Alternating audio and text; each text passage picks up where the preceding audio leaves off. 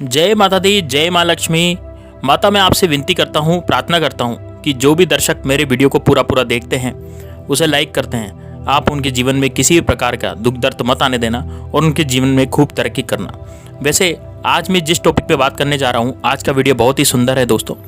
यह सभी लोगों के लिए है, क्योंकि सभी लोगों को पैसे की जरूरत होती है, धन की जरूरत होती है। और यदि आप माता लक्ष्मी का स्थायी रूप से निवास चाहते हैं, यदि आप अपने घर की गरीबी को हमेशा के लिए खत्म करना चाहते हैं, तो आज के वीडियो देखने के बाद शायद आपको किसी दूसरे वीडियो को देखने की जरूरत ही नहीं पड़ेगी।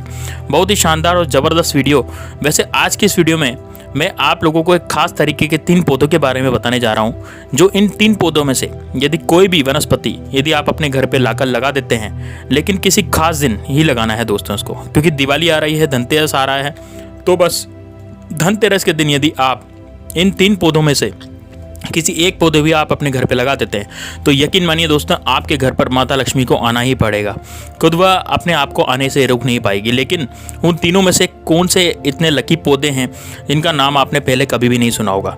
बहुत ही सुंदर और चमत्कारी पौधे हैं। तो चलिए हम लोग उन पौधों के बारे में एक एक करके जान लेते हैं। आखिर में 3 पौधे कौन से हैं और इतने गुणी हैं कि जिनके बस अपने घर में लगाने से धनतेरस के दिन तो धन की देवी माता लक्ष्मी और कुबेर धनवंतरी देवता सभी लोगों को बस आपके घर में यूं ही आना पड़ेगा। सभी देवी देवताओं को आपके घर में आना ही पड़ेगा। लेकिन उससे पहले हम लोग कुछ उपायों को जान लेते हैं, क्योंकि इस उपाय को भी करते हैं तो भी हमारे घर में सकारात्मक प्रभाव पड़ता है। धनतेरस का नाम ही है धनतेरस, अर्थात धनतेरस के दिन कुछ भी मत करना, क्योंकि धनतेरस का त्यौहार ऐसा ही होता है, यानी कुछ ना कुछ तो यहाँ पर खरीदा ही जाता है। धनतेरस के दिन आपको कुछ ना कुछ तो खरीदना ही है। आप भले ही कुछ मत करें, लेकिन आप कुछ ना कुछ खरीदें। अब कुछ ना कुछ खरीदें तो आप थोड़ा सा धनिया ही खरीद लीजिए, क्योंकि यह सब लोग जो अपनी अपनी सामर्थ्य के अनुसार खरीद सकते हैं। किसी के पास कम धन रहता है, किसी के पास ज़्यादा धन रहता है।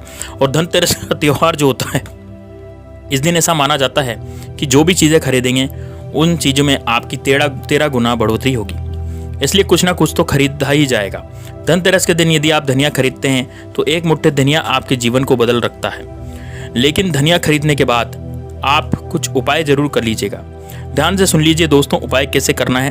देखिए, धनिया लेना है, ठीक है, एक मुट्ठी धनिया आपने लेना है दोस्तों। हरा धनिया नहीं लाना है आपको सूखा धनिया लाना है। जो सूखा गोल धनिया होता है उसको लाना है। एक मुट्ठी आपको सूखा धनिया लेना है। और उसमें क्या करना है, उसमें आपको इत्र का स्प्रे कर देना है, क्योंकि जो इत्र जो होता है माता लक्ष्मी को बहुत ही ज़्यादा प्रिय होता है। आपको इत्र को उस पर स्प्रे करके और उसको अपने घर में चारों कोनों में फेंक देना है, अर्थात छोड़ देना है। यदि आप ऐसा नहीं कर सकते तो आप क्या करें, उसको वो जो धनिया आपने लिया है, वो जो धनिया है, उसको आप उत्तर दिशा में भी रख सकते हैं। तो ऐसा करने से आपके घर में जो नकारात्मक शक्तियां हैं वो भाग जाएंगी और माता लक्ष्मी को खींचने का काम करेगा, क्योंकि इत्र जो है माता लक्ष्मी को अत्यंत प्रिय है और धनिया भी माता लक्ष्मी को बहुत ज़्यादा प्रिय है। तो यदि इत्र वाला धनिया यदि आप अपने घर में छिड़क देते हैं तो माता लक्ष्मी खींची चली आती है। इत्र लगा धनिया में इतनी पावरफुल शक्ति आ जाती है कि यदि आपने इत्र वाला धनिया लगा लिया और घर के उत्तर दिशा में भी आप इसको स्थापित कर दिया, तो उत्तर दिशा में दोस्तों क्या होता है, देवी देवताओं की दिशा होती है, अर्थात ये देवी देवताओं का स्थान होता है उत्तर दिशा।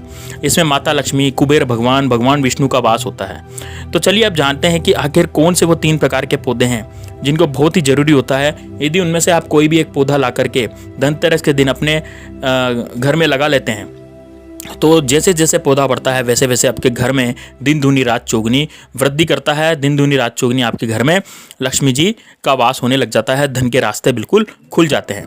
यदि आज तक आप मेहनत करते थे लेकिन मेहनत के बराबर आपको फल नहीं मिलता, ठीक है, ऐसा लगता है जैसे आप मेहनत करते हैं, बहुत मेहनत करते हैं, लेकिन उसके बराबर आपको फल नहीं मिलता, तो आप इस पौधे को लगा लीजिए। 3 में से कोई भी एक पौधा आप लगा लीजिए। आपको मेहनत के अनुसार, सफलता के अनुसार आपको धन मिलना और सफलता मिलनी भी शुरू हो जाएगी। अब आप जो है इस पौधे को आपने जैसे बहुत बड़े बड़े सपने देख रहे हैं और बड़े बड़े सपने देखने के बाद आप कुछ भी नहीं कर रहे हैं, तो ऐसा नहीं होगा दोस्तों। ऐसा फल नहीं मिलेगा। फल तो कर्म करने पर ही मिलेगा। लेकिन यदि आपको 1 रुपया मिल रहा था तो अब आपको 5 रुपये मिलने शुरू हो जाएंगे उसी कार्य को करने के। तो दोस्तों इसका मतलब यह है कि धन की वृद्धि बहुत तेज़ी से होगी। 100% ये उपाय जो है काम करेगा। ये जो पौधा है यह काम करेगा। तो आप जैसे जैसे मेहनत करेंगे, जैसे जैसे आपके अच्छे गुण आते जाएंगे, उसी तरह से आप जो भी उपाय करेंगे, आप धनतेरस के दिन वो उपाय जो है वो पूरे कारगर सिद्ध होंगे। तो आपको पहला उपाय मैं बताने जा रहा हूँ। आपको क्या करना है, धनतेरस के दिन मोर पंख भी खरीद सकते हैं। आप धनिया तो खरीद के लाएं, साथ में आप मोर पंख भी लाएं। यदि आप मोर पंख खरीद के लाते हैं तो मोर पंख पर आपको क्या करना है, उस पर भी आपको इत्र लगा देना है, ठीक है। अब इत्र माता लक्ष्मी को बहुत ज़्यादा पसंद होता है और मोर पंख भी बहुत ज़्यादा पसंद होता है। तो यदि आपके घर के उत्तर दिशा में आपको इसको रखना है, यदि आप अपने घर के उत्तर दिशा में इस मोर पंख को रखते हैं, जो कि उत्तर की दिशा होती है, वो धन की दिशा मानी जाती है, तो उत्तर दिशा में यदि आप इसे स्थापित कर देते हैं तो ऐसा माना जाता है कि उत्तर दिशा में इत्र लगाकर मोर पंख को रखने से क्या होता है, वास्तु दोष मिट जाता है। घर में यदि वास्तु दोष आपके लगा हुआ है, वास्तु आपका घर का कमज़ोर होता है, तो मजबूत होना शुरू हो जाएगा। आपके घर में सुख शांति होनी शुरू हो जाएगी, सुख शांति बढ़नी शुरू हो जाएगी। और जिस घर में वास्तु दोष कमज़ोर होता है उस घर का सब कुछ तो सर्वनाश होना शुरू हो जाता है। होते होते काम बिगड़ने लग जाते हैं, कुछ भी अच्छा नहीं लगता, मन बेचैन हो जाता है, घर में लड़ाई झगड़े होते हैं, छोटी छोटी बातों पर लड़ाई झगड़े होते रहते हैं, निर्धनता ही निर्धनता बनी रहती है और छोटी छोटी बातों पर हर कोई लड़ने लग जाता है। अर्थात आपके घर का वास्तु खराब हो गया है, ठीक है। तो इसके लिए आपको क्या करना है, धनतेरस के दिन एक मोर पंख लाएं, उस पर इत्र छिड़कें और इत्र छिड़क के आपको उत्तर दिशा में आपको स्थापित कर देना है। आपके घर का जो वास्तु दोष है, जो कमजोर हो गया था, वो ठीक हो जाएगा और आप बहुत ही शांति से और बहुत ही संपन्नता से अपने घर में रहेंगे। लेकिन आपको अब हम बताने जा रहे हैं कि वो कौन से 3 पौधे हैं जो कि धनतेरस के दिन आपको लेने चाहिए। तो धनतेरस के दिन आपको कौन से पौधे लाने चाहिए, ये पौधे ढूंढने में बहुत ज़्यादा कठिन होंगे, आपको क्या पता नहीं मिले, लेकिन और कभी आपको बड़ी आसानी से भी मिल सकते हैं और कभी बड़ी कठिनता से भी मिल सकते हैं। तो वो आपके हिसाब से है कि आप कहाँ पे रहते हैं, कौन से राज्य में रहते हैं। तो आप इन तीनों में से कोई भी एक पौधा यदि अपने घर पर लाकर जरूर लगाइएगा। पहले नंबर का जो पौधा मैं आपको बताने जा रहा हूँ वो वनस्पति है विष्णु कमल। जी हाँ दोस्तों, इसको विष्णु कमल के नाम से ही जाना जाता है। जैसे कि आप स्क्रीन पर देख रहे हैं, ये ऐसा कमल है जिसमें भगवान विष्णु का वास होता है और बहुत ही ज़्यादा कमाल का पौधा है दोस्तों। धनतेरस के दिन अगर आपको ये कहीं से मिल जाता है ना, या आप कहीं भी जंगल में जाएं, जंगल में मिल सकता है, या कहीं भी आप जैसे जाते हैं तो कहीं भी आपको मिल सकता है। तो यदि विष्णु कमल आप घर पर ले आते हैं तो आपको ये घर पर जरूर लगाना चाहिए। यदि आप इसके नीचे घी का एक दिया या घी का एक दीपक आप जलाते हैं तो बहुत ज़्यादा अति उत्तम होता है, क्योंकि उस स्थान पर एक सुरक्षा कवच बन जाता है और वहाँ पर जो भी कुलक्ष्मी या कोई भी तंत्र शक्तियाँ, बुरी शक्तियाँ होती है, वहाँ पर नहीं आ सकती, क्योंकि विष्णु साक्षात भगवान विष्णु आपके घर में निवास करने लग जाते हैं और ये अच्छी सकारात्मक शक्ति लेकर के आता है, जो कि एक सुरक्षा कवच बन जाता है, जिसकी वजह से वहाँ पर कोई भी नकारात्मक शक्तियाँ, कोई भी टोना टोटका नहीं चलता। दिवाली के दिन या धनतेरस के दिन कोई भी जो टोना टोटका है वहाँ पर काम नहीं करता है। तो उस व्यक्ति की किस्मत के दरवाजे, जो बंद किस्मत के ताले लगे हुए थे, वो यूं ही खुल जाएंगे, क्योंकि जितना ही आप इसकी देखभाल करेंगे, सेवा पूजा करेंगे, उतना ही आपके घर में अच्छा प्रभाव देखने को मिलेगा। क्योंकि भगवान विष्णु के होते संचालन करते हैं, भगवान विष्णु हमारे पालनहार हैं।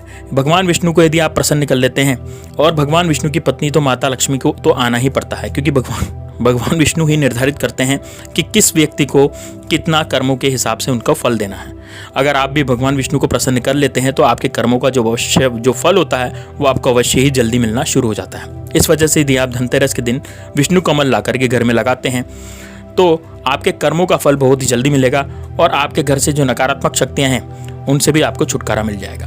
दूसरे नंबर का जो पौधा है वो है विष्णु कमल का। जो पहले नंबर का तो पौधा विष्णु कमल था, दूसरा उसी तरह से ठीक इसी प्रकार होता है लक्ष्मी कमल। जिस प्रकार से विष्णु कमल होता है उसी प्रकार से होता है लक्ष्मी कमल। ये थोड़ा सा रेड कलर का होता है, ठीक है। तो आपको लक्ष्मी कमल भी यदि कहीं मिल जाता है तो, और आपने यदि विष्णु कमल भी लगाया है, तो यह लक्ष्मी कमल और विष्णु कमल दोनों आप एक साथ लगा सकते हैं, क्योंकि लक्ष्मी जी होती है साक्षात, इसमें लक्ष्मी जी का वास होता है। और यह क्या है, विष्णु कमल के साथ यदि आप, ये भी सकारात्मक ऊर्जा से भरा हुआ रहता है, सकारात्मक ऊर्जा का घेरा आपके सामने बन जाता है। इस पर भी यदि आप दीपक का, घी का दीपक लगाएंगे तो लक्ष्मी को आना ही पड़ेगा, लक्ष्मी माँ को आना ही पड़ेगा। और आपको माता लक्ष्मी को प्रसन्न करने के लिए उनसे प्रार्थना करिए, विनती करिए, और रोज़ सुबह शाम एक घी का दीपक जरूर जलाइए। जैसे आप तुलसी के नीचे घी का दीपक जलाते हैं, वैसे ही लक्ष्मी कमल के नीचे भी रोज़ एक दीपक जलाते रहें, तो आपके घर में माता लक्ष्मी को आना ही पड़ता है, ठीक है। तो लक्ष्मी कमल को खींच करके, यानी लक्ष्मी कमल आपके घर में, लक्ष्मी खींच करके आपके घर में धन की वर्षा करती है, क्योंकि इन्हीं पर माता लक्ष्मी का वास होता है। तो यदि आपने विष्णु कमल ऑलरेडी अपने घर में लगा रखा है और लक्ष्मी कमल भी यदि आपने साथ में लगाते हैं, तो यहाँ पर क्या होता है कि भगवान विष्णु की पत्नी माता लक्ष्मी है, तो उनको अपने घर में साथ ही रहेंगे। यानी आप के घर में लक्ष्मी आने से और तरक्की होने से विधाता भी नहीं रोक सकते, क्योंकि भगवान विष्णु लक्ष्मी जी के साथ ही रहते हैं। लेकिन यदि केवल आप विष्णु कमल नहीं लगाते और केवल लक्ष्मी कमल ही लगाते हैं तो लक्ष्मी जी आपके घर में खड़ी हुई रहती है, और खड़ी हुई लक्ष्मी जो है बहुत दिन तक एक्टिव नहीं रहती, वह अस्थायी हो जाती है और किसी दूसरे के घर में चली जाती है। तो यदि आप उसके बाद वापस से आपके घर में निर्धनता हो जाती है, कुछ दिन तो आराम रहता है लेकिन उसके बाद वापस से निर्धनता हो जाती है। इस तरह आप यदि भगवान विष्णु अर्थात विष्णु कमल और लक्ष्मी कमल को एक साथ लगाते हैं तो जो लक्ष्मी जी है वो आपके घर में स्थायी रूप से निवास करने लगती है। अब दोस्तों, आपके कर्मों का जो फल है वो भगवान विष्णु ही देते हैं, तो भगवान विष्णु आपके कर्मों का फल बिल्कुल अवश्य देंगे यदि आप ये दोनों कमल लगा लेंगे अपने घर में। तो ये आपको धनतेरस के दिन ही आपको लगाना है। विष्णु कमल और लक्ष्मी कमल दोनों एक साथ लगाते हैं तो भगवान विष्णु के साथ साथ जो माता लक्ष्मी होती है वो भी बाधित करके रह जाती है, आपके घर में ही रह जाती है और वह अब कहीं भी नहीं जा पाती। उनके पतिदेव को छोड़ करके वो कैसे जा सकती है? यदि नहीं जाएगी तो आपके घर में माता लक्ष्मी का निवास स्थान स्थायी हो जाएगा। तो एक बार इस पौधे को जरूर लगाइएगा। अब तीसरे नंबर का जो पौधा है बहुत ही ज़्यादा चमत्कारिक पौधा है, लेकिन इसको मिलने में बहुत ज़्यादा मुश्किल होगी कि बहुत ज़्यादा जो भाग्यशाली लोग होते हैं उनको ये मिलता है। यदि आपको मिल जाए तो बहुत ही अच्छी बात है।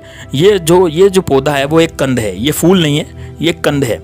जैसे कि आलू होता है, शकरकंद होता है, इसी तरह से ये भी एक तरह का कंद है।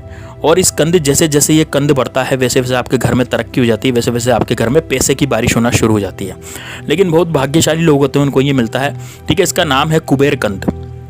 जी हाँ दोस्तों, कुबेर कंद। कुबेर कंद आपको जितना पुराना मिलता है उतना ही बेहतर होता है। कुबेर कंद वैसे तो इधर उधर ही मिलता है, जंगलों में मिलता है, लेकिन बहुत पुराना जंगल जो होगा ना वहाँ पर आपको ये मिल सकता है। ठीक है, तो आपको हो सके कोई जड़ी बूटी की दुकान हो, बहुत अच्छी वाली दुकान हो जहाँ पर आयुर्वेदिक की दुकान हो, तो वहाँ भी आपको ये मिल सकता है।